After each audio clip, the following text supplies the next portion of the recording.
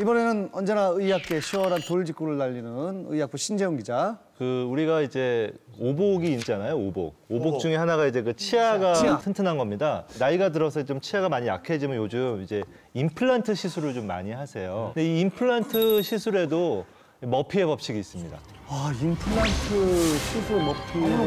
아무나 못하는 네, 이 임플란트 시술에 대해서 잠깐 말씀을 드리면 일단 2단계 정도로 나눠져요. 그러니까 잇몸 뼈에다가 금속으로 이제 그 골주공사 같은 걸 먼저 한 다음에 크라운이라고 하니 보철을 그 위에다 이렇게 씌우는 거거든요.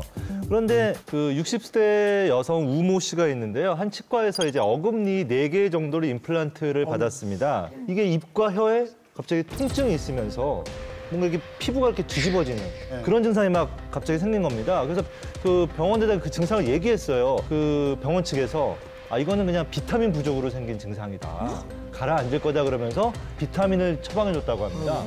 그런데 이제 몇 달 뒤에 보철을 씌우러 이제 다시 치과에 방문했잖아요.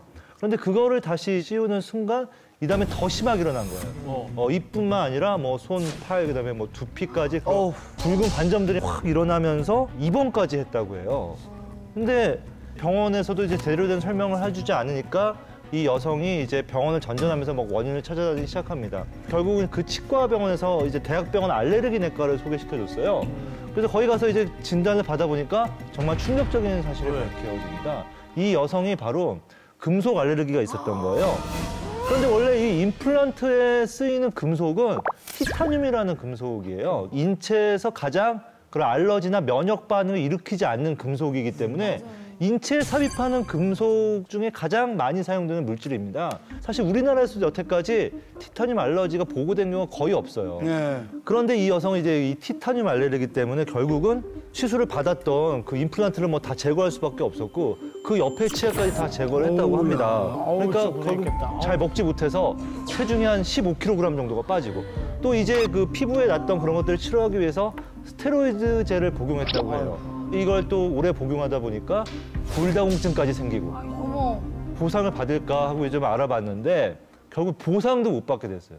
이게 본인의 체질에 의한 거잖아요. 그러니까 이게 뭐 병원이나 의사한테 과실이 없다 이렇게 나와버린 거예요. 사실 이 티타늄 알러지 같은 경우에 미리 좀 확인하기가 좀 어렵다고 합니다. 하지만 이게 금속 알레르기가 기본적으로 있었던 사람한테서 좀 잘 나타나는 경향이 있다고 해요. 임플란트 시술 계획이 있다면 본인이 혹시 금속 알레르기가 있지는 않은지 그건 한번 따져볼 필요가 있겠습니다. 근데 부작용이 너무 치명적인데요. 티타늄 알레르기가 있는 사람이라면 그러면 임플란트를 아예 그냥 평생 못 하는 건가요? 이제 임플란트 재료가 크게 2가지가 있는데요. 금속이 있고요. 그 세라믹이 있습니다. 세라믹. 그래서 세라믹으로 임플란트를 받으실 수가 있어요. 근데 이 세라믹이 티타늄보다는 좀 고가예요. 그래서 좀 돈이 더 많이 들겠죠. 세라믹이 고가인데 강도도 그러면 강도가 이제 티타늄하고 거의 비슷한데 비슷해요? 티타늄이 조금 더 강합니다. 강하죠. 그 티타늄 알레르기 말고도 말이죠. 그렇다면은 임플란트 시술 전에 아예 그냥 체크를 해야 될 게 좀 몇 가지 있겠네요. 그 임플란트 시술을 할 때 중요한 게 뭐냐면은 그 잇몸 뼈가 좀 어느 정도 남아 있는가가 굉장히 중요합니다. 그래서 모자란 경우에는 뼈 이식이란 걸 해야 돼요. 근데 이 뼈 이식을 하는 재료의 종류가 굉장히 다양합니다. 그거를 본인한테 잘 맞는 걸 찾아서 잘 시술을 받지 않으면 이게 나중에 부작용이 굉장히 많이 생길 수가 있어요. 또 일부 치과에서는 이게 한두 가지만 이렇게 사용해서 좀 재료가 싼 거를 하기도 하기 때문에 뼈 이식 재료에 대해서는 좀 한번 공부를 해보시고 가서 상담을 받으시는 게 좋을 것 같습니다. 근데 이게 신문 같은 거 보면은 뭐 인터넷 보면 임플란트 광고가 굉장히 많이 나오거든요. 근데 당일 임플란트도 하고요. 근데 제가 볼 때는 당일 임플란트는 이건 어떤 거지? 이거 어떤 신기술인지 굉장히 궁금하더라고요. 그러니까 조건이 있어요. 아무나 이렇게 하면 되는 게 아니라 일단 거기 염증 같은 게 없어야 되고요. 그다음에 좀 나이 드신 분들은 이걸 좀 하기가 힘들어요. 그리고 치아에 뼈가 좀 남아 있어야 돼요. 그러니까 그게 뼈 이식이 필요한 분들은 그 당일 임플란트를 하시면 안 좋습니다. 일반적으로. 그런데 이제 무조건 이제 광고만 보고 찾아가서 이제 거기 시술을 받아가지고 금방 빠지고 나중에 문제되고 막 이런 경우가 꽤 있어요. 잘 알아보고 가시는 게 좋을 것 같습니다. 진짜 뭐 치아 관리는 정말 잘해야 돼요. 맞아요. 마지막에 치아가 건강하지 않으면 이 행복 지수가 뚝 떨어지거든요.